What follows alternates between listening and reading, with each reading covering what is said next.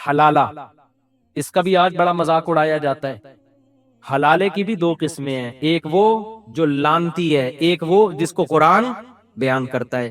آج بہت سے لوگوں نے قرآن و سنت کے نام پہ اتنی غلط فہمیاں پھیلائی ہیں کہ لا تلبس الحق بالباطل ہے نا، قرآن یہودیوں کے بارے میں کہہ رہے حق اور باطل کو آپس میں مرج مت کرو، لیکن عوام میں اتنا فتنہ پھیلایا ہے حلالہ حلالہ حلالہ حلالہ، یہ مولوی حلالے کراتے ہیں، یہ مولوی حلال، اتنا زیادہ اس لفظ کو اچھالا گیا ہے کہ ایک مذاق بنا کے پیش کر دیا ہے۔ تو ان آیتوں میں اللہ نے حلالے کا کانسیپٹ بھی پیش کیا ہے کہ اگر مرد نے 3 طلاقیں دے دی ہیں، 3 طلاقیں دینے کے بعد عورت اب اس مرد سے دوبارہ نکاح نہیں کر سکتی۔ اسلام آپ کو طلاق کے لفظ سے کھیلنے کی اجازت ہی نہیں دیتا، اس کو مذاق نہ بنایا جائے، تاکہ عدت گزرنے کے بعد عورت آزاد ہے۔ اللہ میاں کہتے ہیں اس کے علاوہ جہاں چاہے نکاح کرو، اس سے نہیں ہو سکتا نکاح تمہارا۔ اس میں کوئی بغیرتی ہے؟ لوگ کہتے ہیں نا حلالہ بغیرتی ہے، اس اسٹیپ میں کوئی بغیرتی کوئی شروع ہو رہی ہے؟ جہاں چاہے نکاح کرے۔ اس عورت نے کسی مرد سے نکاح کر لیا، کم سے کم 2 گواہوں کو پتا تھا۔ نکاح میں ویسے بھی 2 گواہ کیا ہوتے ہیں؟ کافی ہوتے ہیں۔ اگر کوئی پوری دنیا کو بتائے بغیر کسی مجبوری سے 2 گواہوں کی موجودگی میں چھپ کے نکاح کر رہا ہے، دوسری شادی میں اکثر 2 گواہ ہی ہوتے ہیں۔ ان کو پتا ہے 2 کے 4 ہو گئے نا تو 4 پورے محلے کو بتا کے پٹوا کے ہونے ہی نہیں دیں گے۔ گواہ جہاں آ گئے وہاں بغیرتی ختم۔ 2 بندے ہیں، پکڑا جاؤں گا تو بتا دوں گا بھائی یہ 2 میری شادی پہ کیا ہیں؟ گواہ ہیں۔ اگر کسی عورت نے 2 گواہوں کی موجودگی میں کسی مرد سے نکاح کر لیا تو یہ مرد اس کا شوہر ہے، اس شوہر کا اس عورت کے قریب آنا بغیرتی نہیں۔ یہ شوہر اس کے قریب آیا، اس سے ہم بستری کی، کوئی بغیرتی نہیں ہے۔ لوگ اس کو یہ تعبیر کرتے ہیں ایک کی بیوی دوسرے کے بستر کی زینت بن رہی ہے۔ ابے اس کی بیوی ہے نہیں، یہ صحیح ہے نا، وہ تو طلاق دے دی، ختم ہو گیا اس کا رشتہ، ابھی اپنے شوہر کے گھر میں ہے۔ یہ ہم بستری کرنے کے بعد عورت کو یہ اختیار ہے کہ اسی کے ساتھ زندگی گزارے، اور جیسے حضرت جمیلہ کو اپنے شوہر پسند نہیں آئے، ان کو ارادہ تھا کہ میں شوہر بدل لوں، تو اگر اس عورت کو بھی خیال آتا ہے کہ بھئی میرا پہلے والا شوہر مجھے یاد آ رہا ہے، میرے چھوٹے چھوٹے بچے ہیں، اگر میں اس شوہر سے طلاق لے لوں اور میں پہلے والے سے نکاح کر لوں تو اس طلاق کے مطالبے میں بھی نہ کوئی بغیرتی ہے نہ کوئی شریعت کی طرف سے پابندی، کیونکہ اس طلاق کی بھی کوئی بیس ہے اور عورت اس پہ مجبور بھی نہیں ہے۔ بھئی اس کو کس نے کہا مجبور؟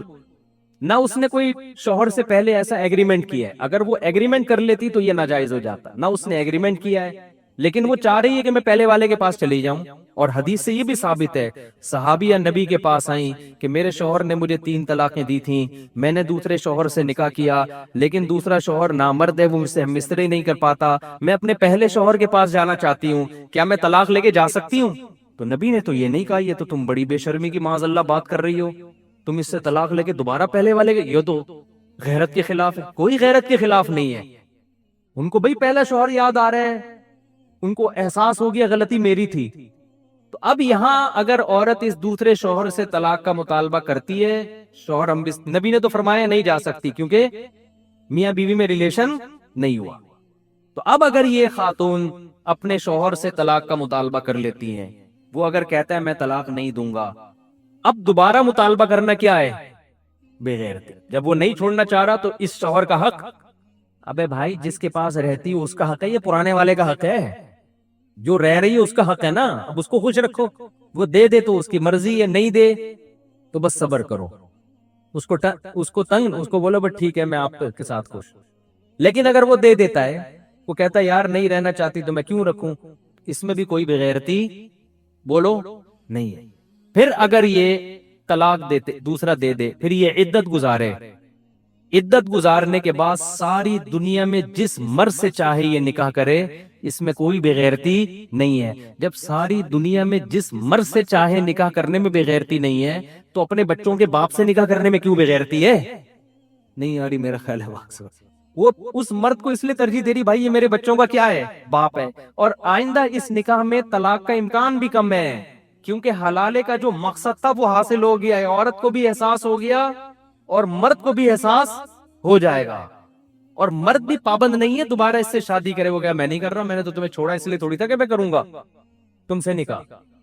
لیکن آج اس کو بھی لوگوں نے کیا بنا کے پیش کر دیا ہے؟ ایک مذاق بنا دیا ہے یہ عورت پہ ظلم اس وقت ہوتا جب اسلام عورت کو مجبور کرتا کہ تم نے یہ سب کچھ کرنا ہے.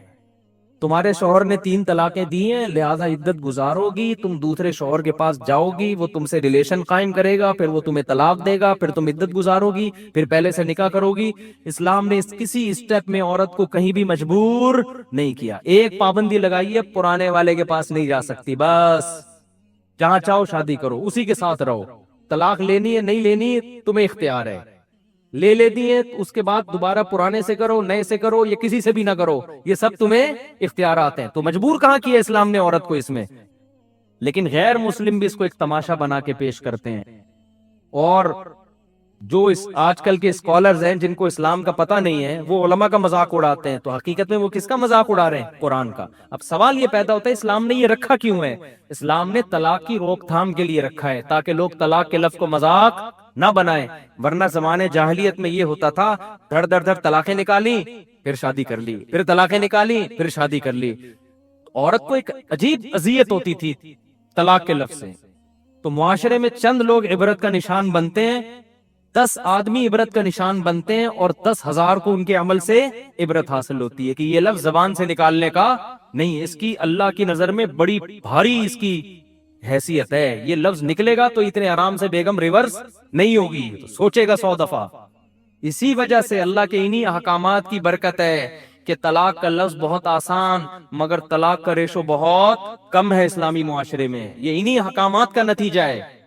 اور جن معاشرے میں 3 طلاقوں کو ایک قرار دینے کا رواج ہے نا، ان میں دھڑا دھڑ طلاقیں ہوتی ہیں، کیونکہ ان کو پتا ہے جب چاہو جہاں سے چاہو فتویٰ مل جائے گا اپنی مرضی کا. اللہ نے طلاق کے حکام بیان کیے، وَبُعُولَتُهُنَّ أَحَقُّ بِرَدِّهِنَّ فِي ذَلِكَ إِنْ أَرَادُوا إِصْلَاحًا، کہ طلاق کے بعد مرد کو رجوع کا حق ہے. عورت مرد کی پرمیشن کے بغیر کہیں اور شادی نہیں کر سکتی، بشرطے کہ 3 طلاقیں نہ ہوں. ایک حکم تو یہ بیان کیا. ایسا نہیں ہو سکتا کہ عورت خود مختار ہے، وہ جب چاہے اپنا نکاح ختم کر دے. آج عدالتوں نے اس حکم کی دھجیاں بولو نا اڑاتی. او یعفو الذی بیدہ عقدۃ النکاح، اللہ فرماتے ہیں کہ نکاح کی جو چابی ہے نا نکاح ختم کرنے کی، وہ کس کے ہاتھ میں ہے؟ مرد کے ہاتھ میں. جج کے ہاتھ میں، پاکستانی کورٹ کے ہاتھ میں نہیں ہے. یہ ایک ایسا حکم ہے جس کا ہمارے کنٹری میں اتنا مذاق اڑایا گیا ہے کہ انتہا ہے، اور اس پر کوئی آواز اٹھانے والا نہیں. اسلامی نظریاتی کونسل نے بھی ایسی خاموشی کا مظاہرہ کیا ہوا ہے کہ انسان حیران ہوتا ہے. یار، جو یہودی مذہب میں جو چیز نہیں ہے، جو عیسائی مذہب میں نہیں ہے، جو صدیوں سے اسلام میں نہیں تھی، وہ اتنی ڈھٹائی کے ساتھ اسلام میں داخل کر دی گئی. اور کیسے اسلامی نظریاتی کونسل بھی خاموش اور ہماری دینی جماعتیں بھی خاموش. نکاح میں داخل ہونے کے لیے عورت کی مرضی ضروری. نکاح سے نکلے گی عورت اپنی مرضی سے، بولو نہیں. اب اس پہ لبرل لوگ اعتراض کرتے ہیں مرد کو اتنے اختیارات کیوں دیے. اس اعتراض کا کیا جواب ہے؟ میں ان جوابات میں ابھی نہیں جاتا. یہ ان لوگوں کے لیے جو اسلام کو مانتے نہیں ہیں. ان اعتراضات کے جوابات انہیں دیے جائیں گے جن کو اسلام سمجھ میں نہیں آتا، جو غیر مسلم ہیں. تو ہم ان سے تو خطاب کر ہی نہیں رہے نا، انہیں تو ہم اور طرح سے سمجھائیں گے. ہم تو ان کو خطاب کر رہے ہیں جو کس کو فالو کرتے ہیں؟ اسلام. کوئی بھی خاتون اٹھ کے کورٹ میں جاتی ہے، شوہر پہ کیس کرتی ہے، مجھے خلا چاہیے. کبھی سچے الزامات ہوتے ہیں، کبھی جھوٹے الزامات ہوتے ہیں، لیکن کورٹ بہرحال پابند ہے اسے خلا کی ڈگری تھمانے پر. شوہر اس پہ سگنیچر کرے یا نہ کرے، نہ کورٹ کی صحت پہ اس سے کوئی فرق پڑتا ہے، نہ عورت کی صحت پہ اس سے کوئی فرق پڑتا ہے، نہ اس کے گھر والوں کی صحت پہ اس سے کوئی فرق پڑتا ہے.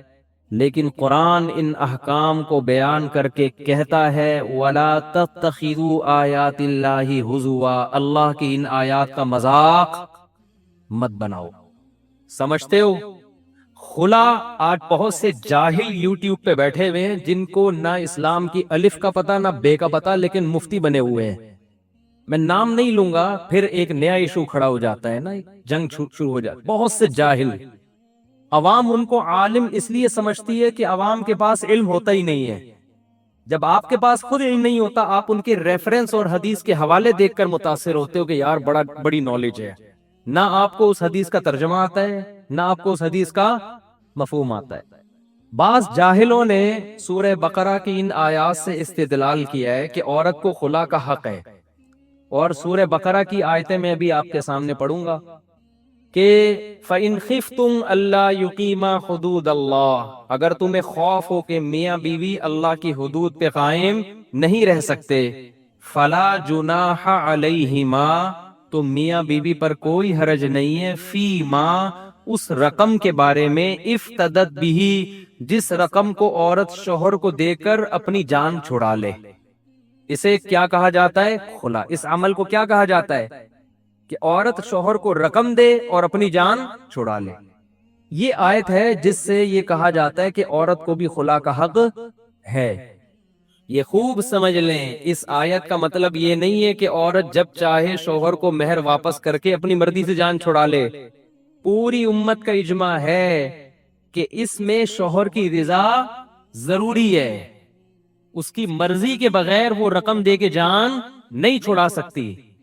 کیوں؟ فدیے کا لفظ بتا رہا ہے، افتدت بھی، افتدا، یہ فدیہ جب بھی ہوتا ہے نا تو اس میں یہ ایک ایگریمنٹ ہے، اور ایگریمنٹ ہمیشہ دونوں طرف سے ہوتا ہے. تو یہ جو کہا جاتا ہے کہ اسلام میں عورت کو خلا کا حق ہے، اس کا مطلب کیا ہے؟ اس کا مطلب یہ ہے کہ عورت کو یہ حق حاصل ہے کہ اگر وہ شوہر کے ساتھ نہیں رہنا چاہتی، وہ سمجھتی ہے میرے ساتھ ظلم زیادتی ہو رہا ہے، میرے ساتھ ظلم زیادتی ہو رہی ہے، تو اگر وہ شوہر کو مہر واپس کر کے اس سے ڈیورس کا مطالبہ کر لے تو اس مطالبہ کرنے میں کوئی گناہ نہیں ہے.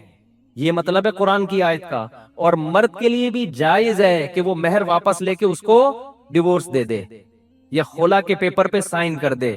اس صورت میں مرد کو بھی کوئی گناہ نہیں ملے گا. یہ اصل میں یہ بتایا جا رہا ہے کہ بعض مذاہب میں عورت کی طرف سے طلاق کے مطالبے کو بہت برا سمجھا جاتا تھا. عورت مطالبہ کرے، مہر واپس کرے، شوہر ڈیورس دے دے، اس کو بہت برا سمجھا جاتا تھا. بہت سے مذاہب میں یہ ہے کہ جب ایک دفعہ شادی ہو گئی تو اب یہ ایلفی کی طرح جڑ گئے ہیں، انہیں دنیا کی کوئی طاقت ایک دوسرے سے جدا نہیں کر سکتی. تو قرآن نے اس کانسیپٹ کو ختم کیا ہے کہ بھائی اگر اللہ کی حدود پر قائم نہیں رہ سکتے، محبت سے، تمیز سے زندگی نہیں گزار سکتے، تو عورت یہ کہے کہ بھائی تم نے جو میرے اوپر خرچہ کیا تھا مہر کی صورت میں، یہ اللہ کا واسطہ واپس لے لو اور میری جان چھوڑ دو.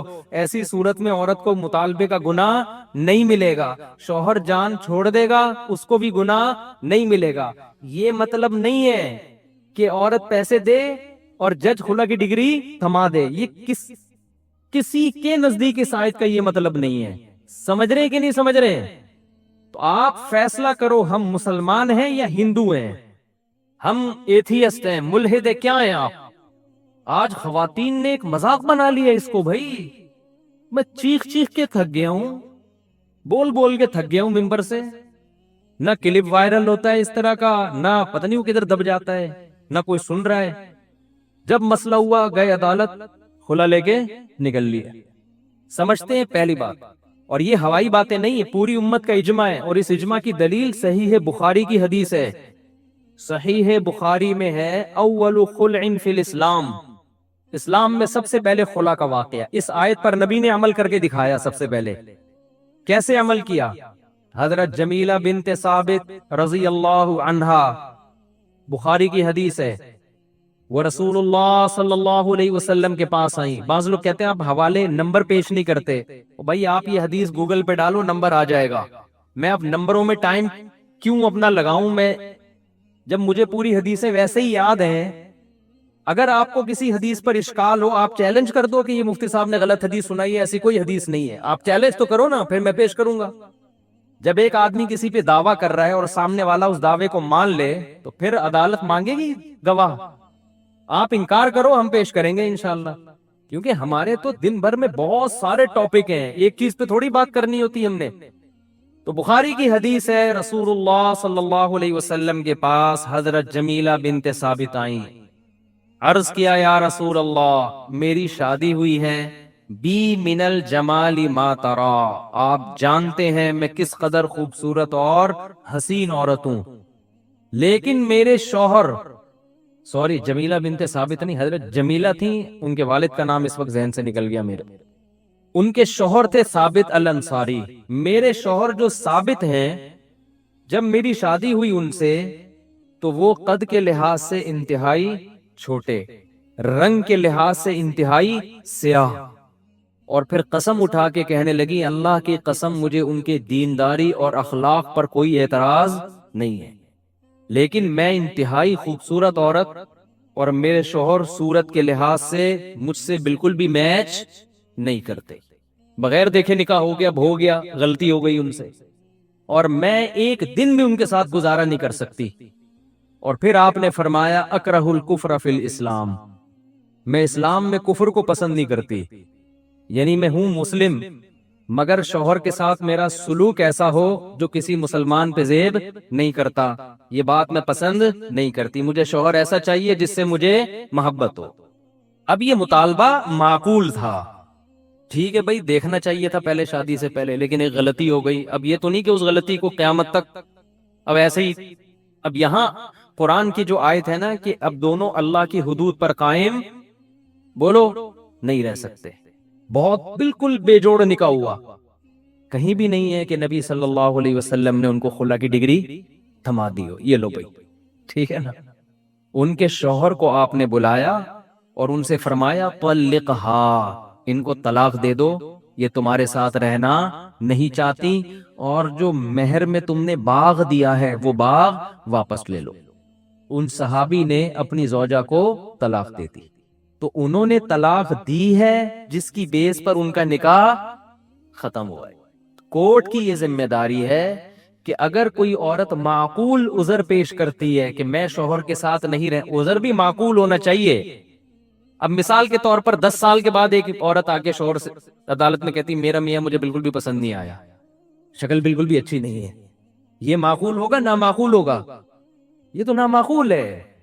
پہلی رات ہی کو وہ آ گئی نبی کے پاس، پہلی دفعہ دیکھا تو یہ ہو سکتا ہے نا انسان سے، اس کے باوجود نبی صلی اللہ علیہ وسلم جو امت کے ولی بھی تھے، قاضی بھی تھے، جج بھی تھے، تمام اختیارات تھے، آپ نے خود سے طلاق نامہ جاری نہیں کیا، ان کے شوہر کو کہا کہ طلاق دے دو، اور پوری امت کا اجماع ہے یہ جو نبی نے ان کے شوہر کو آرڈر دیا یہ مستحب استحباب کا تھا، یہ وجوبی حکم نہیں تھا، کیونکہ ڈیورس کا حق کس کے پاس ہے؟ شوہر کے پاس، تو یہ واجبی حکم نہیں تھا، یہ استحبابی حکم ہے کہ ایسے موقع پہ مشورہ یہی دینا چاہیے بھائی جب تیری وائف تیرے ساتھ نہیں رہنا چاہتی تو ایک نیند کی گولی آتی ہے ملینیم 5 کہلاتی ہے میرا خیال ہے بھائی، ایسا ہی ہے نا، تو جب وائف نہیں رہنا چاہتی تو ملینیم 5 کھانی پڑتی ہے، پھر آدمی کو نا بے سکونی کی زندگی ہوتی ہے، مجھے گولی کا نام یاد نہیں ہے صحیح طرح، تو ایسے موقع پہ مشورہ مرد کو یہی دیا جاتا ہے کہ فلا جناح علیہما، قرآن کے الفاظ ہے دونوں پر کوئی گناہ نہیں ہے، بھئی مرد کا خرچہ ہو گیا، پورا باغ انہوں نے مہر میں دیا ہے وہ واپس لو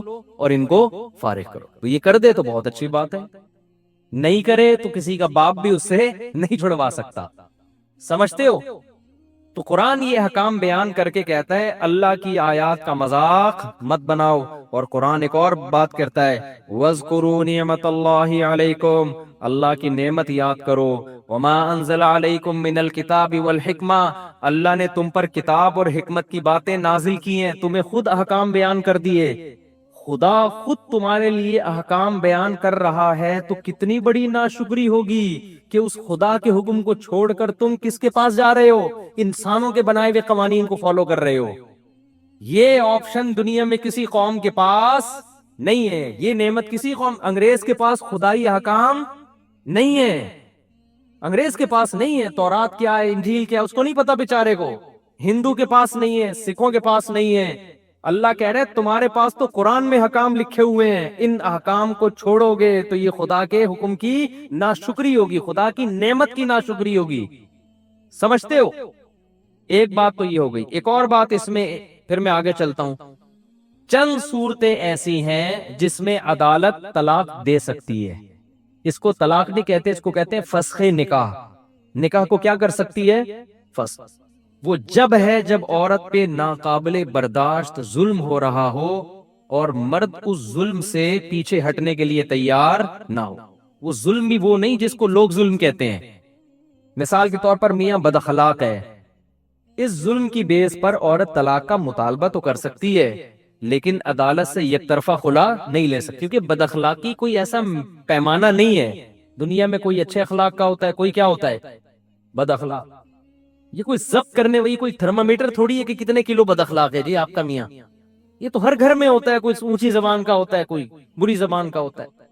تو چند کنڈیشن ایسی ہیں. مثال کے طور پر شوہر رخصتی کے لیے ایگری نہیں ہے، نکاح ہو گیا اور شوہر مارکیٹ سے بولو شارٹ. بعض ایسے ہوتے ہیں، اس کو کہتے ہیں متعنت، ضدی. ابے تو رکھ اپنی بیوی کو، نہیں رکھتا تو چھوڑ کے فارغ کر. نہ وہ طلاق دے رہا ہے اور نہ وہ گھر بسانے کے لیے تیار ہے. یہ اس کو کہتے ہیں متعنت، ضدی. جب میں نہیں مانوں تو اسلام نے تو اس کو حق دیا، بھائی تیری بیوی ہے لے آنا گھر میں. یہ کہہ رہے نہیں گھر میں بھی نہیں لاؤں گا میں. جیسے بعض لوگ نکاح کیا، لندن چلے گئے، امریکہ چلے گئے، بھول گئے پیچھے کوئی ان کی بیوی بھی ہے. نہ خرچہ بھیج رہے ہیں، نہ اس کو بلا رہے ہیں، نہ اس کے پاس آ رہے ہیں، فون بند کر کے رکھ دیا. تو ظاہر ہے یہ حدود اللہ یہ تو نہیں ہے نا. یہ تو اب جج یہاں شوہر کو پہلے یہ کہے گا کہ بھائی ہم مانتے ہیں تیری بیوی ہے، تو اگر اس کو اپنے ساتھ لے جاتا ہے تو ہم نکاح ختم نہیں کریں گے. شوہر پھر بھی کہتا ہے نہیں جاؤں گا. عدالت کہتی ہے اس کا نان نفقہ دو. اس کو اپنے ساتھ کہہ رہے نہیں میں نہ میں طلاق دوں گا نہ میں نان نفقہ دوں گا. تو پہلے عدالت اس کو فورس کرے گی دے طلاق، پھر بھی نہیں دیتا تو ایسی صورت میں شریعت نے جج کو شوہر کا نائب بنایا ہے کہ وہ شوہر کی نیابت میں اس کو ڈیورس بولو دے سکتا ہے. یہ کنڈیشن ایسی ہے جس میں عدالت کا یک طرفہ خلا بھی کیا ہو جائے گا؟ درست. اسی طرح شوہر نامرد ہے تو عدالت اس کو 1 سال کی مہلت دے گی. ایسا نہیں ہوگا کہ عورت نے کیس کیا فوراً کھڑک سے عدالت نے خلا کی ڈگری تھما دی. نہ جج کیا کرے گا؟ شوہر کو علاج کے لیے بولو نا 1 سال کی مہلت دے گا. اگر 1 سال تک بھی وہ اس قابل نہیں ہوتا کہ اپنی زوجہ سے ریلیشن قائم کر سکتا ہے، پھر عدالت اس نکاح کو عورت کے مطالبے پر شوہر کی مرضی کے بغیر بھی ختم کر سکتی ہے. تیسری کنڈیشن ہے بے تحاشا مار پیٹ.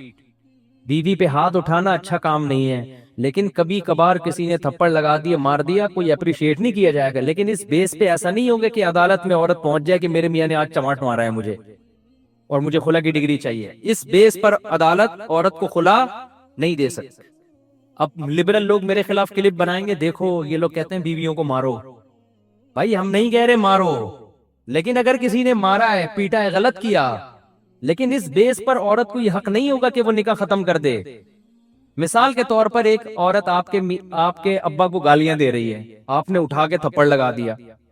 خواتین کیا کرتی ہیں؟ فوراً نشان نہ اپنے تصویر کھینچی، انگلیوں کے 5 نشان کورٹ میں داخل کر دیا، یہ دیکھو اس نے مجھے بے تحاشا مارا ہے. عدالت کہتی ہے چلو دی خلا کی ڈگری.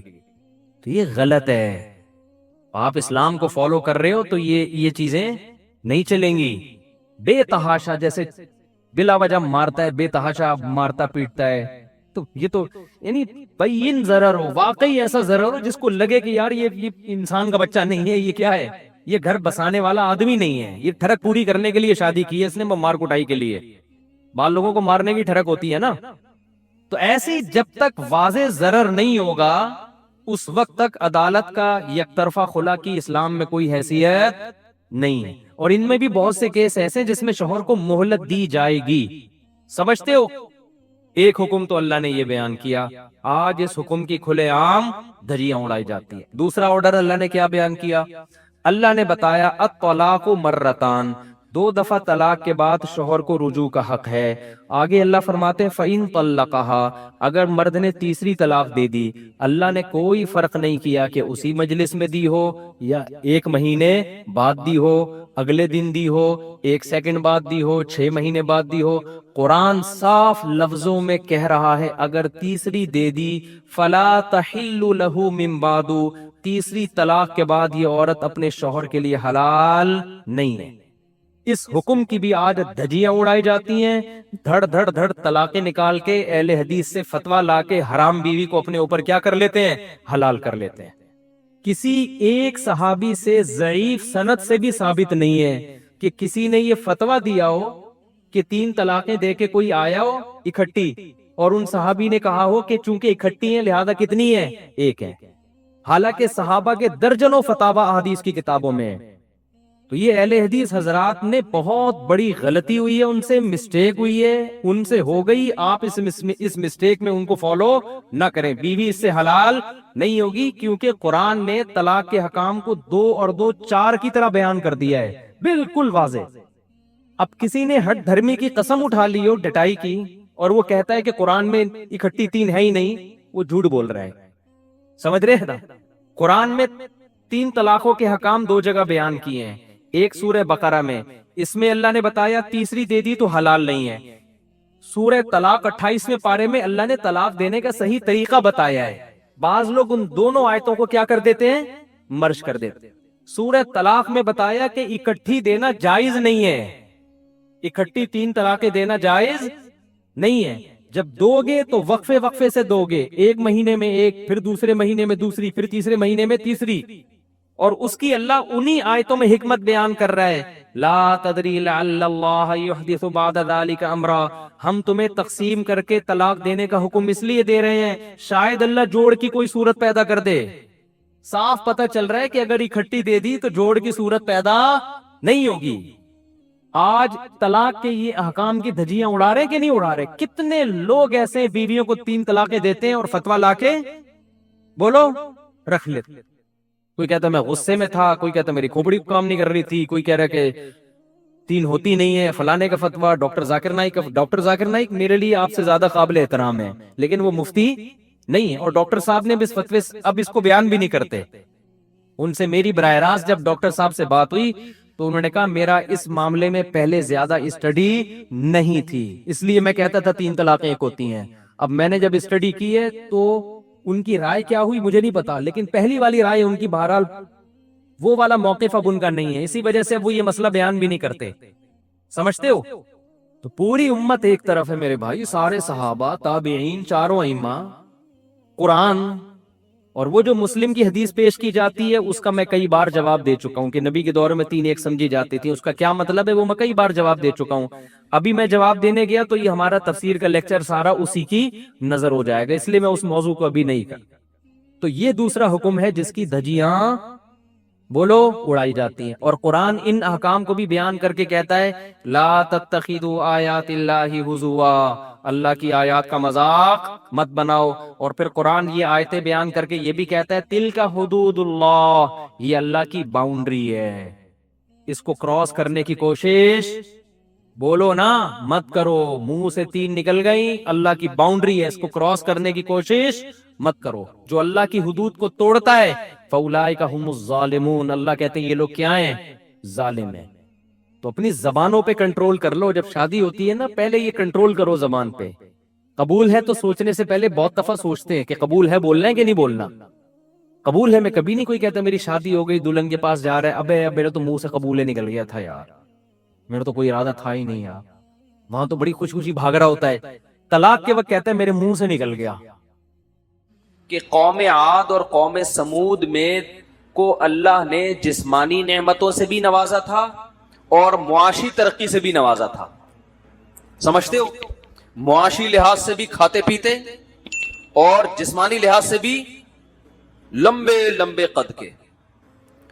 تو ظاہر ہے پیغمبروں کی باتیں ان کی سمجھ میں نہیں آنی تھی، کیونکہ پیٹ بھرے ہوئے تھے، عمریں لمبی لمبی تھی اور بڑی معاشی ترقی۔ وما بلغوا معشار ما آتیناہم، اللہ عربوں سے کہہ رہا ہے کہ تم ان کی ترقی کے 10ویں حصے کو بھی نہیں پہنچے جو ہم نے وسائل ان کو دیے تھے۔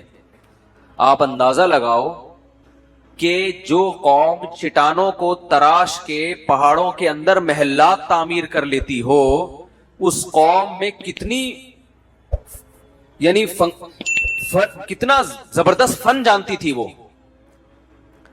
ہم جب کبھی سفر کرتے ہیں نا، ابھی جیسے میں ادھر گلگت وغیرہ کی طرف گیا تو بہت بڑی بڑی مضبوط چٹانیں، آپ ذرا کوئی چیز لے کے ان چٹانوں کو کھودنا شروع کرو، آدمی کانپنا شروع کر دے گا کہ بھائی یہ مشینوں کے بغیر ممکن نہیں۔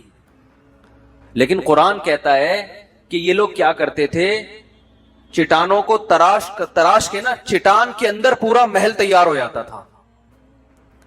تو کچھ تو قابلیت ہوگی نا اس قوم میں، وہ مشینوں سے کرتے ہوں یا ہاتھ سے کرتے ہوں، یا قرآن نے اس کا ہو سکتا ہے کوئی اتنی ترقی ہو چکی ہو، سائنسی ترقی، کہ وہ مشینوں کے ذریعے کر رہے ہوں، یہ بھی ممکن ہے. لیکن کیا ہے، اس ترقی نے انہیں خدا کے قریب لے جانے کے بجائے خدا سے دور کر دیا. یہی آج ہو رہا ہے. تبھی قرآن کہتا ہے کہ اگر ہم رزق کی ایسی فراوانی کر دیں کہ سب کے پیٹ بھرے، دنیا میں کوئی غم اور ٹینشن ہی ختم، سارے غم اور ٹینشنیں بالکل ختم ہو جائیں، تو اللہ فرماتے ہیں اس کا رزلٹ کیا ہوگا. ہونا تو یہ چاہیے سب خدا کے سامنے سجدہ ریز ہوں، سب اللہ اللہ کرنے لگے، اللہ تو نے ہر قسم کی ٹینشن سے ہمیں کیا کر دیا ہے، آزاد. اے اللہ اب تو بیوی کی ایک ٹینشن تھی وہ بھی ختم ہو گئی، یعنی وہ نیک بن گئی وہ، یعنی کہ اے اللہ ساری ٹینشنیں ہماری ختم، اب تو عمریں بھی لمبی ہو گئیں، کرونا بھی ختم ہو گیا، اور مالی وسائل بھی کھلا کھائیں گے تے، پنجاب میں کہتے ہیں نا کھلا کھائیں گے تے ننگا نہائیں گے، وہ بولتے ہیں اس طریقے سے. تو اب بڑے لائف کو انجوائے کریں گے، اور اب ہم تیرا شکر ادا کریں گے. اب حج بھی ٹائم پہ ہوگا، داڑھی بھی رکھیں گے، 5 ٹائم نماز بھی پڑھیں گے، اب تو کوئی ٹینشن ہے ہی نہیں. ہونا تو یہ چاہیے نا، لیکن اللہ کہتے ہیں ایسا ہوگا نہیں. وَلَوْ بَسَطَ اللَّهُ الرِّزْقَ لِعِبَادِهِ، اللہ اگر رزق کو بالکل اوپن کھول دے نا، کہ کوئی غریب ہی نہ رہے دنیا میں، سب کے پیٹ بھر جائیں اور بالکل ہر ٹینشن دور ہو جائے، لَبَغَوْا فِي الْأَرْضِ، فرمایا یہ سارے باغی بن جائیں گے میرے. جو تھوڑا بہت مجھے مان رہے ہیں نا اور میری بات سن لیتے ہیں، ایک بندہ بھی اتوار کے بیان میں نہیں آئے گا، نہ جمعے کے بیان میں نہ اتوار کے بیان میں، ایک بھی نہیں آئے گا. بولے گا ضرورت کیا ہے، کیوں سنیں، پیسے ملتے ہیں کیا یہاں پہ؟ نہ علماء کی باتیں سنی جائیں گی، نہ مدرسوں میں لوگ اپنے بچوں کو دین کے لیے فارغ کریں گے. بھائی قوم کہتی ہے ہمارا اصل مسئلہ یہی ہے کہ روٹی ملے، کپڑا ملے اور پیٹ بھرے، ہمارا مکان ملے، مکان بھی مل گئے، روٹی بھی مل گئی، پیٹ بھی بھر گیا، ٹینشنیں بھی ختم ہو گئی. تو اللہ نے کچھ نہ کچھ ٹینشنیں رکھی ہوئی، حتیٰ کہ جو ٹینشن فری ملک ہے نا ان میں بھی ٹینشنیں ہیں. یہ یورپ اور آسٹریلیا تو ٹینشن فری ملک ہے نا، ان میں وہ ٹینشنیں تھوڑی، ان کے بیوی کی ٹینشن ہی نہیں ہے، تو اب کہنا کیا گیا. بھائی یہ خواتین سے میں بولتا ہوں، میں مزاح کرتا ہوں، اس کو سیریس نہ لیا کریں. وہ پھر کمنٹس ہوتے ہیں اچھا ہر بیان میں جو ہے نا ہمیں رگڑا لگ رہا ہوتا ہے کہ یہ ٹینشن ہوتی ہے. مذاق میں کہہ رہا ہوں کیونکہ میں بھی شادی شدہ آدمی، ہم نے بھی عزت کے ساتھ گھر جانا ہے. آئیو سمجھ، میں تو 3 دفعہ شادی شدہ آدمی ہوں. ایک شادی شدہ کتنا مظلوم ہوتا ہے، جو شادی شدہ ضرب 3 ہو تو وہ سوچ لو، وہ تو بیچارہ اس کا تو زندہ ہے، بس یہ کمال کی بات ہے. تو اللہ کہتے ہیں کہ اگر ہم ٹینشنیں ختم کر دیں نا، تو میں یہ کہہ رہا تھا کہ جن ملکوں میں سرے سے کوئی ٹینشن نہیں ہے وہاں بھی بہت ٹینشنیں ہیں. وہ آپ کو لگ رہا ہے کہ ٹینشن نہیں ہے. ایک بڑی ٹینشن پتہ ہے انسان کو کیا ہوتی ہے؟ جب ساری ٹینشنیں ختم ہو نا تو ایک بڑی ٹینشن یہ ہوتی ہے کہ چھن نہ جائیں یہ ساری چیزیں ہم سے، یہ چیزیں ہم سے. تو اللہ نے کسی نہ کسی کو، اچھا ایک بات خوب سمجھ لیں، جو یہ سمجھتے ہیں نا میں بڑی ٹینشن میں ہوں، اپنے بارے میں جو بھی یہ سمجھتا ہے اور دوسرے سارے خوشحال ہیں، تو ایسا نہ سوچا کریں. بعض دفعہ سامنے والے کو ایسی ٹینشن ہوتی ہے کہ وہ اگر آپ کو مل جائے نا، آپ کا یار میں پہلے زیادہ صحیح تھا یہ والی، تو جس حال میں اللہ نے رکھا ہے نا اللہ کا شکر ادا کیا کریں. کچھ پتہ نہیں ہوتا کہ سامنے والے کو کیا ٹینشن ہے اور وہ کس مصیبت میں زندگی گزار رہا ہو. تو جو اللہ نے جس حالت میں رکھا ہے، تو قرآن کہتا ہے اگر ہم رزق کی فراوانی کر دیں اور ساری پریشانیاں ختم کر دیں تو شکر گزاری کے بجائے کیا پیدا ہوگا؟ بغاوت پیدا ہوگی، نافرمان بن جائیں گے. اس سے ہمیں ایک اصول یہ پتا چلا کہ پیٹ بھر کے شکر ادا، پیٹ بھرے ہوئے کا شکر ادا کرنا مشکل، خالی پیٹ شکر ادا کرنا آسان ہے. سمجھتے ہو بات؟ اب ہونا تو یہ چاہیے کہ پھر ہم اللہ سے دعا مانگیں کہ اے اللہ تو ہمیں ٹینشنیں دے دے تاکہ ہم تیرے قریب ہو جائیں. لیکن حدیث میں ہمیں اس سے منع کیا. اللہ سے یہ دعا مانگو، اے اللہ تو نے خود قرآن میں کہا ہے قلیل من عبادی الشکور، کچھ بندے میرے ایسے ہوتے ہیں کہ جن کو نعمتیں ملتی ہیں پھر بھی وہ دین پہ قائم رہتے ہیں. ہوتے ہیں لیکن مارکیٹ میں ایسے لوگ کیا ہیں؟ تھوڑے ہیں، بہت کم ہوتے ہیں. زیادہ تر تو پریشان حال ہی دین کی طرف آتا ہے. لیکن اے اللہ تو نے خود قرآن میں کہا ہے کہ 100% لوگ کبھی بھی خراب نہیں ہوتے. کچھ ایسے بھی ہوتے ہیں، اور اللہ نے یہ داؤد علیہ السلام کو کہا کیونکہ داؤد علیہ السلام کی زندگی ٹینشن فری.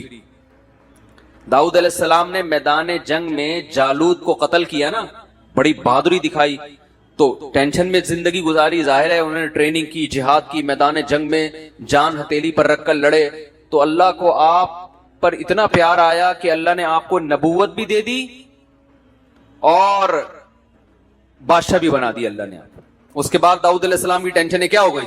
दौलत की रेल पेल और हुकूमत, खिलाफत। तो कुरान कहता है, ए दाऊद, अल्लाह का अब आपने शुक्र अदा करना है, नाशुक्री नहीं करनी। ऐसा ना हो कि अब आपका लाइफ स्टाइल ही चेंज हो जाए। पहले आप इबादत गुजार थे, दिन में रोजे रखते थे, रात को तहज्जुद पढ़ते थे।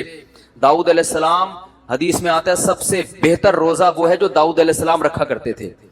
पूरी जिंदगी दाऊद अलैहिस्सलाम ने ऐसे रोजा रखा है, एक दिन रोजा एक दिन नागा, एक दिन रोजा एक दिन नागा, पूरी जिंदगी। क्यों ये सबसे अफजल रोजा क्यों है? इसलिए कि रोजे का जो बुनियादी मकसद है ना, वो अपने जिस्म को कमजोर करना नहीं है, समझ रहे हो?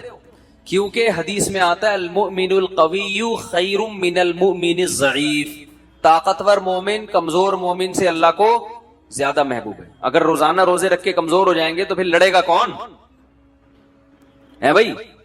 जिहाद में कैसे लड़ेंगे? घर बीवी बच्चों के हुकूक कैसे अदा करेंगे? मेहनत कैसे करेंगे? ये तो मुसलमान तो तरक्की में पीछे रह जाएंगे ना।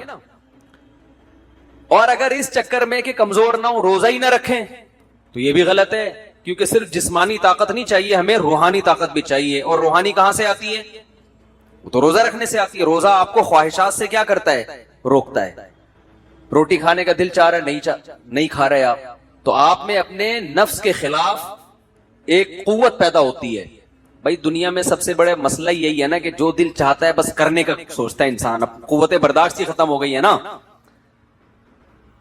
तो रोजा का मकसद क्या होता है? ख्वाहिशात पे कंट्रोल करना। उलमा कहते हैं कि अगर डेली आप रोजा रखेंगे ना, तो ख्वाहिशात पे कंट्रोल करते करते इसी की आदत हो जाएगी रोजे की, फिर ज्यादा रोटी और इन चीजों की तरफ ध्यान ही नहीं जाएगा आपका, समझते हो? तो उससे क्या होगा कि जिस्म तो कमजोर होना शुरू होगा, क्योंकि डेली रोजा हो रहा है। रूहानी कुव्वत उस तरह से बढ़ेगी नहीं, क्योंकि आप यूज्ड टू हो गए ना, आदी हो गए आप। तो वो कहते हैं एक दिन छोड़ के रोजा रखने में क्या होता है कि आदत पड़ती नहीं है रोजे की, जिस्म भी कमजोर नहीं होता, क्योंकि आज नहीं खाया तो कल खाओगे आप, बॉडी सही सेट रहती है। लेकिन टेंशन इतनी होती है ना कि रोजे की आदत पड़ती नहीं है आपको। एक दिन रखा, एक दिन छोड़ दिया, फिर दोबारा रखना बड़ा मुश्किल होता है। भाई रमजान में हम कंटिन्यू रख लेते हैं ना, आदत 10-15 दिन के बाद तो वैसे आदत पड़ती है, पता ही नहीं चल रहा होता। लेकिन एक दिन रखना, फिर एक दिन छोड़ना, फिर अगले दिन रखना, फिर अगले दिन, रूटीन में नहीं आती ये चीज। जो चीज रूटीन में नहीं होती उसका करना बहुत मुश्किल होता है। तो इसलिए हदीस में आता है सबसे अफजल रोजा कौन सा था? दाऊद अलैहिस्सलाम। एक दिन रोजा एक, और आप करके देखें आदमी हिल जाता है, वो नहीं होता, उससे आदत ही नहीं पड़ती ना उसकी। तो कैसे अल्लाह की इबादत करते थे? तो अल्लाह ने कुरान में दाऊद अलैहिस्सलाम से क्या फरमाया? इअमलू आला दाऊद शुक्रा। दाऊद और आपकी आल, आपका खानदान, क्योंकि दाऊद अलैहिस्सलाम को जब हुकूमत मिली तो खानदान भी गरीबी में फायदा उठाता है ना, उससे उनकी भी इज्जत होती है, भाई शाही खानदान के लोग हैं। तो अल्लाह कह रहा है कि ए दाऊद, आपने अल्लाह का शुक्र अदा करना है, इन नेमतों में पढ़ के अल्लाह से गाफिल नहीं होना। आगे अल्लाह ने क्या फरमाया? कलीलुम मिन इबादी अश-शकूर, मेरे बंदों में बहुत थोड़े शुक्रगुजार होते हैं। खाली पेट रह के मसाइल में घिरे हुए तो बहुत हैं जो मुझे याद करते हैं, खुशो खुर्रम जिंदगी गुजार के भी मुझे याद करें, ऐसे बंदे मार्केट में क्या हैं? शॉर्ट हैं। तो अल्लाह से ये दुआ नहीं करनी चाहिए कि अल्लाह तू हमें टेंशनें दे ताकि हम तुझे भूले नहीं। ये दुआ करनी चाहिए, ए अल्लाह तू हमें दाऊद अलैहिस्सलाम की तरह नेमतों में डुबो दे हमें, और फिर हमें शुक्र की तौफीक भी बोलो अता कर। वजह क्या है? टेंशनें मांगना ये उबूदियत के खिलाफ है। हम अल्लाह के गुलाम है ना, गुलाम भीख मांगता हुआ अच्छा लगता है, टेंशन मांगता हुआ अच्छा नहीं लगता। कोई भिखारी आए आपके घर पे और आपको उस पर तरस आया और वो कह रहे हैं कि ऐसा करो कि मेरी जेब में जो 50 रुपए भीख के जमा वो भी निकाल लो मुझसे, मैं चाहूं मेरे अंदर कॉन्फिडेंस पैदा हो, तो आप उसको भिखारी समझोगे? भिखारी थोड़ी समझोगे। तो इंसान के सामने तो भिखारी ना बने, लेकिन अल्लाह के सामने कैसा बने? اللہ کے سامنے بھائی ہم تو بھیکاری ہیں, ہماری کیا حیثیت ہے. حضرت ایوب علیہ السلام پر سونے کی ٹڈیوں کی بارش ہوئی ہے, حدیث میں آتا ہے سونے کی ٹڈیاں. حالانکہ اللہ نے ایوب علیہ السلام کو جب شفا دی ہے نا تو بہت مال سے نوازا, ان کے اہل و عیال بھی لوٹا دیے, مال بھی دے دیا اللہ نے ان کو. تو اب سونے کی ٹڈیاں برس رہی ہیں. حضرت ایوب علیہ السلام نے ساری ٹڈیوں کو جمع کر رہے ہیں جھولی میں نا, ایک بھی نہیں چھوڑوں گا میں, اس کو بیچوں گا مارکیٹ میں جا کے, یا اس سے درم بناؤں گا, دینار بناؤں گا. اللہ نے حضرت ایوب سے کہا کہ ایوب ہم نے تو آپ کو مستغنی کر دیا, اس سے اتنی دولت دے دی, اب آپ ایسے جمع کر رہے ہیں. تو انہوں نے فرمایا اللہ میں تیری رحمت سے مستغنی نہیں. کوئی اور یہ بھیک دے رہا ہوتا نا, نہیں ہے بھائی, رکھا اپنے پاس. جیسے سلیمان علیہ السلام سے ملکہ سبا نے کہا نا کہ یہ ہدیے ودیے لے لو اور اب چپ کر کے بیٹھ جائیں, مجھے دوبارہ تبلیغ نہ کرنا. سلیمان علیہ السلام نے سارے گفٹ واپس کیے, کیونکہ انسان کی طرف سے آئے تھے نا. بادشاہ کو گفٹ مل رہا ہے ایک بادشاہ کی طرف سے بطور رشوت کے. ملکہ سبا کہنا چاہ رہی ہے کہ آپ دوبارہ مجھے تبلیغ کی کوشش نہ کریں, پیسے چاہیے یہ لیں, ٹھیک ہے نا. بے یار کیا ہو گیا, آپ لوگ یہاں کچھ ایسے دیکھ رہے ہوتے ہیں جیسے انہوں نے کبھی سلیمان علیہ السلام کا واقعہ سنا ہی نہیں. سلیمان علیہ السلام نے, بلکہ جلدی سے بتا رہا ہوں تاکہ بیان بس بہت لمبا ہو گیا, ختم کر رہا ہوں بیان. سلیمان علیہ السلام نے ملکہ سبا کو خط لکھا, ہدہد نے آ کے بتایا اتنی بڑی حکومت ہے, سورج کو سجدہ کرتی ہے. سلیمان علیہ السلام نے ملکہ سبا کو ہدہد کے ذریعے خط بھیجا, اللہ تعالی علیہ واتونی مسلمین. ان شارٹ بات کہ بسم اللہ الرحمن الرحیم, اس اللہ کے نام سے جو بڑا مہربان نہایت رحم کرنے والا ہے. انہو من سلیمان, سلیمان کی طرف سے یہ خط ہے. اللہ تعالی علیہ, سرکشی مت کرو, واتونی مسلمین, بندی بن کے چلی آؤ. وہ ایک دم ڈر گئی, بھائی یہ کون سا انداز ہے بھائی, یہ تو بہت ہی کوئی پاورفل بادشاہ ہو تو اس اسٹائل میں بات کرے گا نا. بھائی کمزور آدمی تو پوری کتاب لکھ کے بھیجے گا, پھر ایکچولی کہے گا ایکچولی میں آپ سے یہ کہنا چاہتا تھا. ایکچولی جیسے ہم امریکہ سے جب بات کرتے ہیں تو ہم کیسے بات کریں گے, سر پلیز آپ دیکھیے تھوڑا سا بجٹ ہمارے لیے بھی کچھ رکھیں. ایکچولی ہمارے یہاں غربت بہت ہے, ہم بڑی لمبی چوڑی بات کریں گے نا. لیکن انسان کا پاور ہوتی ہے پھر اس کا اسٹائل کیا ہوتا ہے, چینج ہوتا ہے.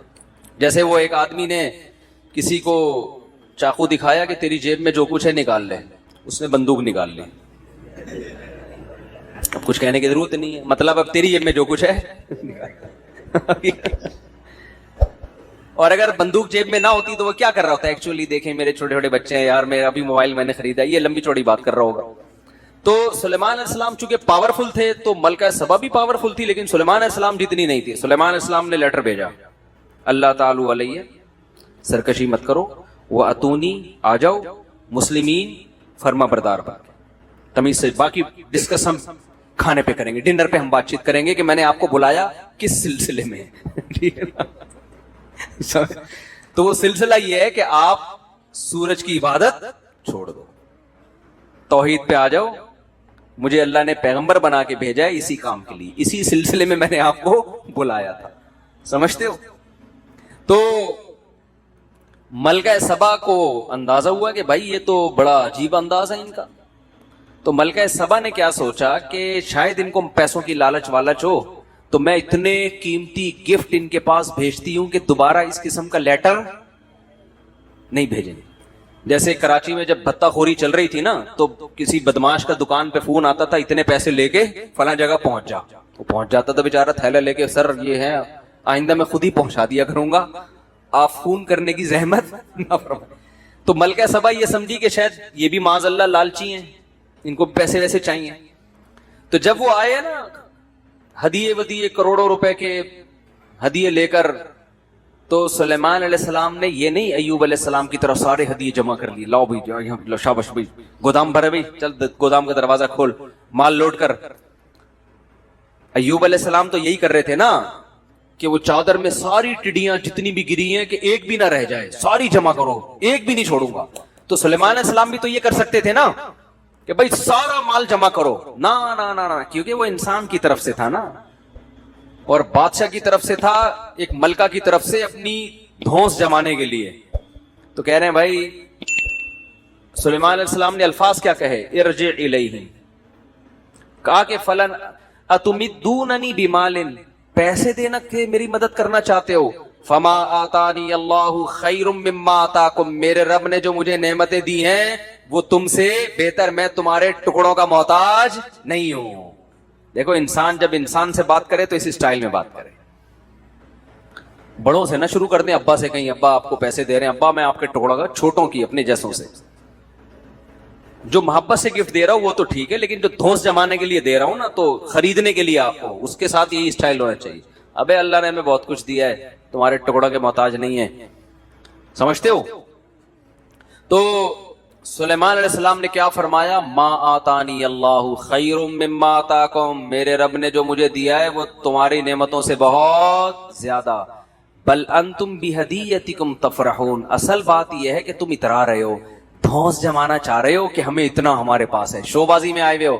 پھر کہنے لگے ارجع الیہم, قاصد سے کہا واپس چلا جا آرام سے, اور اب خط نہیں آئے گا, اب خط نہیں آئے گا. فَلَنَأْتِيَنَّهُمْ بِجُنُودٍ لَا قِبَالَ لَهُمْ بِهَا, اب لشکر آئے گا, اور ایسا لشکر لے کے ملک سبا پہ حملہ کروں گا کہ یہ اس کا مقابلہ نہیں کر سکتے. وَلَا نُخْرِجَنَّهُمْ مِنْهَا أَذِلَّةً, سب کو رسوا کر کے ملک بدر کر دوں گا میں.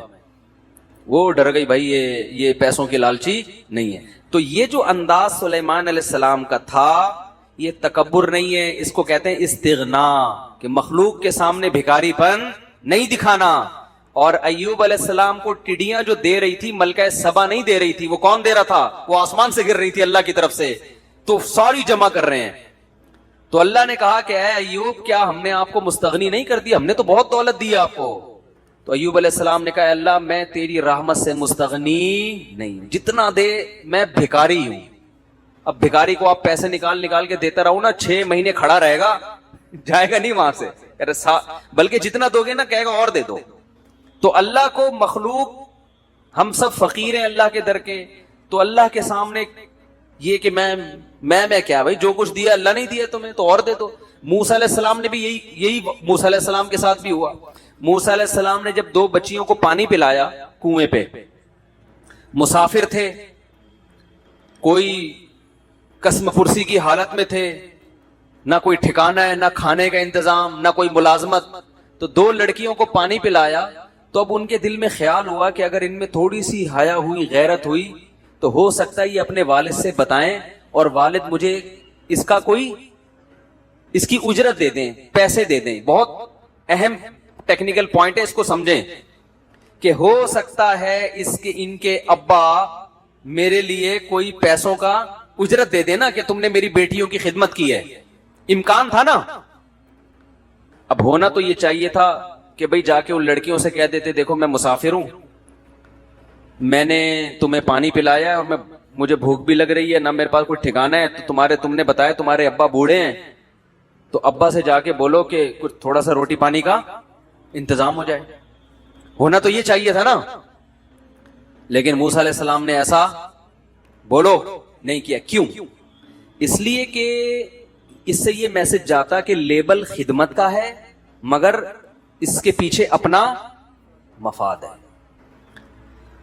2 پوائنٹ ہیں, بس یہ بات کر کے بیان ختم کرتا ہوں, بہت اہم پوائنٹ ہے. دیکھو موسیٰ علیہ السلام جب گئے نا ان لڑکیوں کے ابا سے ملے, بعد میں جا کے ابا نے کہا کہ آپ 10 سال بکریاں چراؤ, یہ خدمت آپ کرو گے, اس کے بدلے میں میری بیٹی آپ کے نکاح میں. یہاں موسیٰ علیہ السلام خدمت کا معاوضہ لے رہے ہیں کہ نہیں لے رہے؟ بولو نا. سیدھا صاف کہہ رہے ہیں کہ میرا مہر یہ کہ 10 سال میں بکریاں چراؤں گا, لیکن آپ کی بیٹی میرے نکاح میں آپ کو دینی ہے, یہی مہر ہے. یہاں خدمت کا معاوضہ لے رہے ہیں اور وہاں خدمت کی ہے تو 1 روپیہ نہیں مانگ رہے. دونوں میں فرق کیا ہے؟ بات آ رہی ہے سمجھ میں؟ فرق یہ ہے کہ وہاں خدمت میں ظاہر یہ تھا, لیبل جو لگا ہوا تھا خدمت برائے خدمت کا لیبل تھا, کیونکہ جب دیکھا کہ 2 بچیاں پیچھے کھڑی ہوئی ہیں تو حضرت موسیٰ کو ان پہ ترس آیا اور ان کے پاس جا کے پوچھنے لگے ما خطبکما, بھائی رش لگا ہوا ہے, لوگ اپنی بکریوں کو پانی پلا رہے ہیں, پانی نکال رہے ہیں, تم دونوں یہاں کیوں کھڑی ہوئی ہو؟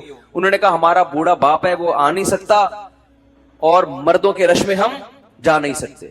تو اس وقت موسیٰ علیہ السلام نے یہ نہیں کہا تھا کہ ٹھیک ہے میرے روٹی کا انتظام کر دو تو میں ڈول بھر کے دے دیتا ہوں, وہاں یہ نہیں کہا. وہاں خدمت ہو رہی ہے اور لیبل بھی خدمت برائے خدمت کا.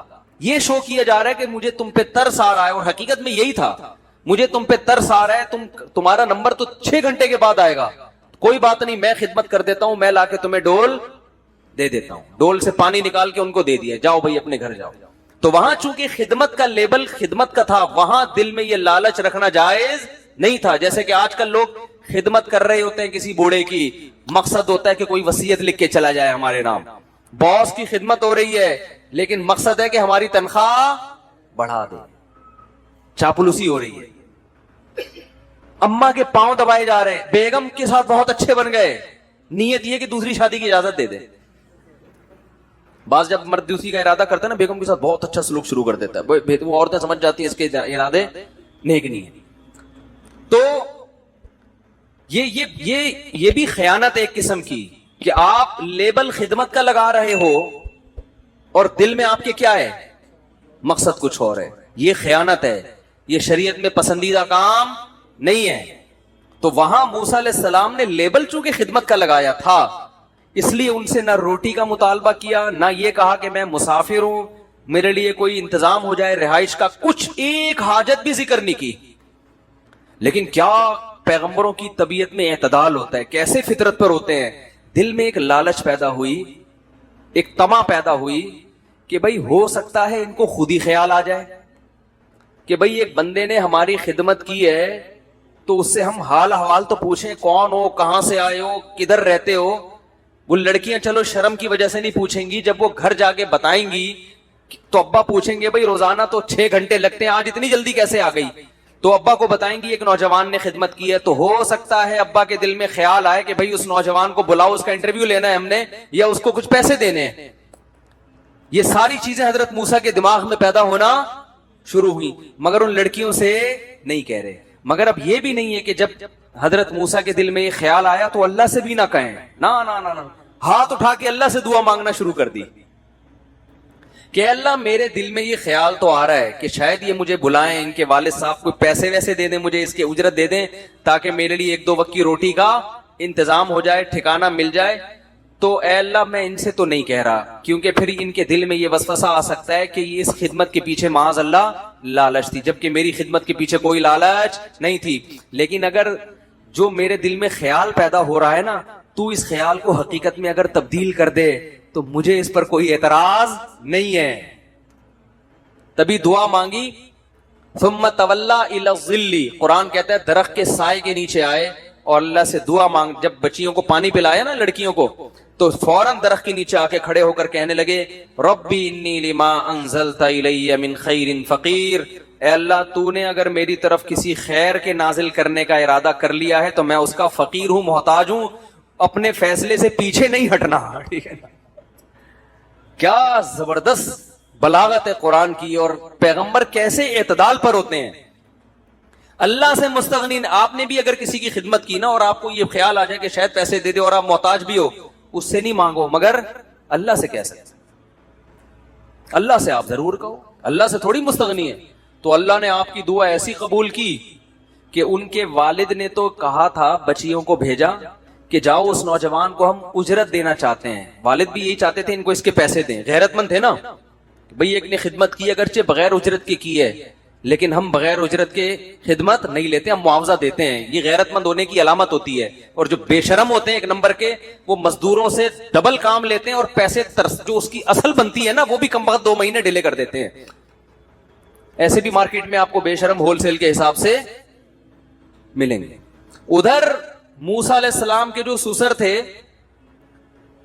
وہ فری کی خدمت کے بھی کہہ رہے نہیں, فری میں نہیں بلکہ اس کا معاوضہ دوں گا. اور یہاں پہلے بتاتے ہیں تمہاری یہ دہاڑی ہے, کام اس سے زیادہ لیتے ہیں اور ٹائم پہ اجرت نہیں دیتے. تو یہ غیرت کے بالکل الٹ ہو گئے کہ نہیں ہو گئے؟ تو اب بتاؤ کون سا اچھا ہے, بے غیرت بننا اچھا ہے یا غیرت والا بننا اچھا ہے؟ جب غیرت والے بنو گے نا تو اللہ کے وہ معاملات ہوں گے جو موسیٰ علیہ السلام کے ساتھ ہوئے اور ان کے سسر کے ساتھ ہوئے. پھر غیب سے اللہ کی مددیں ایسے ہوتی ہیں. تو حضرت موسیٰ علیہ السلام گئے ہیں, ان لڑکیوں نے کہا کہ بھئی ہمارے والد آپ کو اجرت دینا چاہتے ہیں. اور وہ اجرت جب پورا انٹرویو ہوا تو حضرت وہ جو انہوں نے تو کہا میں اپنی ایک بیٹی آپ کے نکاح میں دینا چاہتا ہوں. پورا گھر کا انتظام ہو گیا کہ نہیں ہو گیا؟ بھئی شادی بھی ہو گئی, ملازمت بھی مل گئی, بھی بکریاں چرانی ہے, کھانے پینے کا بھی انتظام, بیگم بھی مل گئی, مسافر کو اور کیا چاہیے بھائی, سارے انتظامات ہو گئے. کیوں؟ دعا بڑی تگڑی مانگی تھی.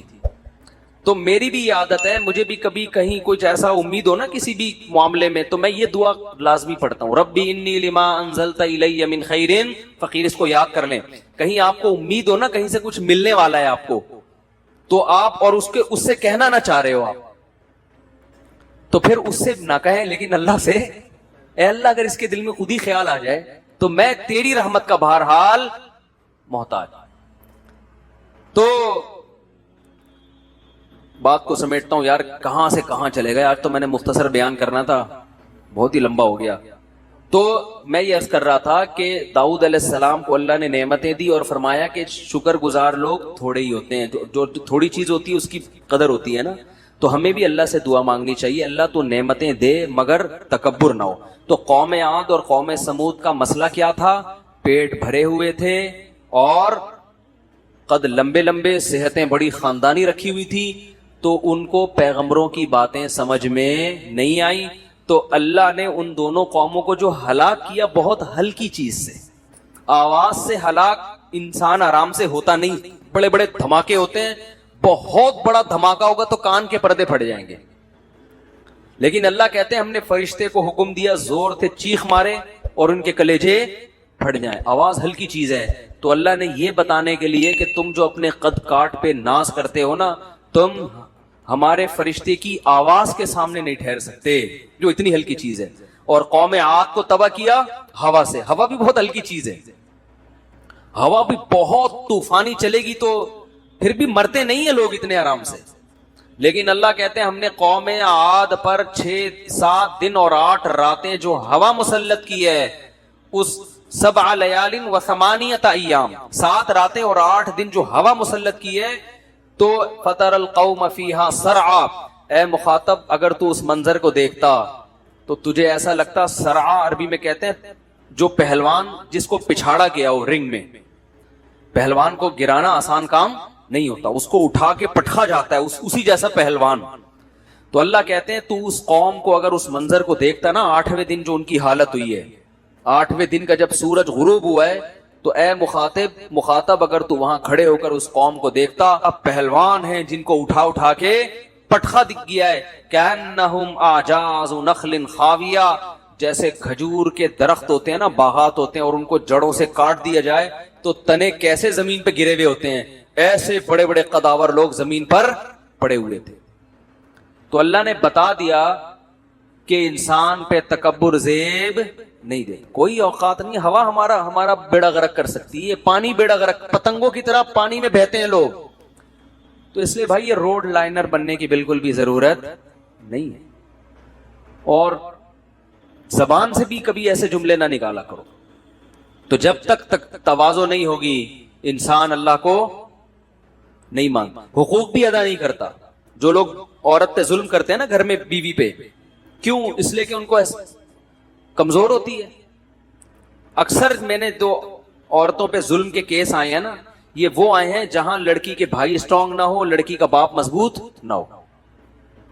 آپ کسی مضبوط آدمی کی بیٹی سے شادی کرو, پھر ظلم کر کے دیکھو, نہیں کرتے, بڑے تمیز سے حقوق ادا کر رہے. میرے پاس تو ہر طرح کے کیس آتے ہیں نا, عورتوں پہ ظلم کے جو کیس میرے پاس آتے ہیں ان میں 99% وہ عورتیں جن کے شوہر ظلم کر رہے ہوتے ہیں, جن کے پیچھے مضبوط بھائیوں کی یا مضبوط باپ کی سپورٹ نہیں ہوتی. مولانا اشرف علی تھانوی رحمۃ اللہ نے تو یہاں تک لکھا ہے کہ لڑکی کے بھائی اور باپ ہوتے ہیں نا تو پھر شوہر حقوق ادا کرتا ہے. اس زمانے میں اللہ کے خوف سے حقوق ادا کرنے والے بہت تھوڑے ہیں. ایک صاحب آئے میرے پاس, جب متحدہ کا بڑا زور تھا نا اس زمانے میں, کراچی میں متحدہ, وہی ہر جگہ متحدہ, تو وہ اپنی بیگم کے ایک واقعہ سنا رہا ہے, یار یہ میرے کیا ہے, یوں کیا ہوا ہے, خودکشی کرتی ہے, پتہ نہیں کیا کیا, بہت ہی زیادہ جب ظلم کی داستان. تو میں نے کہا یار اگر واقعی ایسا, مجھے نہیں پتا حقیقت میں ایسا ہے یا نہیں, تو پھر تو علیحدگی اختیار کر لینی چاہیے. اس نے کہا متحدہ, لڑکی کے بھائی متحدہ کے 90 پہ بیٹھتے ہیں. میں نے صبر کرو بھائی, لڑکی کے بھائی, اس نے کہا کہاں کے ہیں, 90 میں اٹھنا بیٹھنا ہے. میں نے کہا پھر صبر کے علاوہ کوئی آپشن؟ تو عورت مضبوط ہے تو میاں کا جنازہ نکال دیتی ہے, آدمی مضبوط ہے تو بیوی کو لفٹ ہی نہیں کراتا. تو یہ چل رہا ہے 99% ایسا ہی ہو رہا ہے. عزت دار آدمی وہ ہے کہ جس کے ہاتھ میں عورت کمزور ہو مگر وہ خدا کے خوف سے اس کا حق ادا کرے. اور یہ جب ہے جب آپ میں تکبر نہیں ہوگا. آپ کہو گے بھائی اس کو عورت اللہ نے بنایا, مجھے مرد اللہ نے بنایا, یہ میرا کمال نہیں ہے کہ میں اس کمزور پہ ظلم کروں. اور نہ صرف یہ کہ میرا کمال نہیں ہے بلکہ جس نے مجھے بھیک میں یہ نعمتیں دی ہیں وہ یہ نعمت چھین بھی سکتا ہے. میں نے اپنی زندگی میں بعض لوگوں کو دیکھا بڑا تکبر کیا کرتے تھے, ایسی بیماری ہوئی نا کہ روتے رہتے ہیں سارا دن اور استغفار کرتے ہیں کہ ہم نے ظلم کیا لوگوں کے اوپر. تو اس لیے بھائی نہ کبھی زبان سے ایسا بڑا جملہ نکالے انسان اور نہ کبھی اپنے سے کمزور کو اپنے سے کمتر سمجھے. اور یہ استہزار رکھے, استہزار کہتے ہیں ہر وقت ذہن میں یہ بات حاضر رکھنا. اس کو استہزار کا لفظ تھوڑا آج کل مشکل ہے نا, بہت سے لوگ سمجھتے نہیں ہیں. یعنی ہر وقت دماغ میں یہ چیز رکھنا کہ یہ سب نعمتیں کس نے دی ہیں, اللہ نے, اور اسے چھیننے کی طاقت بھی ہے. صرف اتنا کافی نہیں ہے کہ دی ہیں بلکہ یہ چھین بھی سکتا ہے, تو کسی بھی وقت چھین سکتا ہے.